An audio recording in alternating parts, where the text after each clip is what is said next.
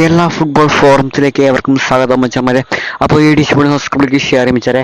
അപ്പോൾ എനിക്ക് പറയാനുള്ളതേ ഉള്ളൂ, കേരള ബ്ലാസ്റ്റേഴ്സ് ഫാൻസിന് ഫസ്റ്റിലേക്ക് നിരാശയാണെങ്കിൽ പോലും അതിനുശേഷം കഴിഞ്ഞ 2 ദിവസമായിട്ട് കേരള ബ്ലാസ്റ്റേഴ്സ് ഫാൻസിന് സന്തോഷിക്കാനും പറ്റിയ വകയാണ് ടീം തരുന്നത്. വേറെ ഒന്നുമില്ല, പുതിയ വാർത്ത വരെയാണ്.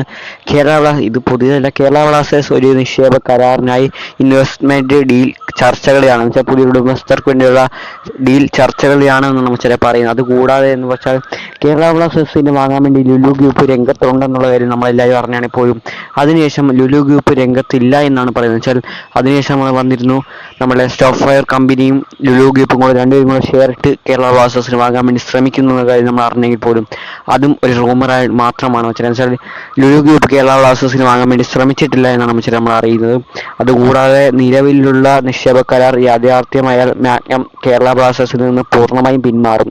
നിലവിൽ അവർ താരങ്ങളുടെ 100% ഓഹരികളും വിൽക്കാനാണ് തീരുമാനിച്ചിരിക്കുന്നതാണ് വെച്ചാൽ അറിയുന്നത്. വെച്ചാൽ ഇതെനിക്ക് വിശ്വസിക്കാൻ പറ്റാത്തൊരു കാര്യമാണ്. വെച്ചാൽ നമ്മളെ മാഗ്നം അവർ ഇപ്പോഴും നമ്മളെ പ്ലേയേഴ്സിൻ്റെ 100% ഓഹരികളും വിൽക്കാനാണ് തീരുമാനിച്ചിരിക്കുന്നത് നമ്മൾ അറിയുന്നത്.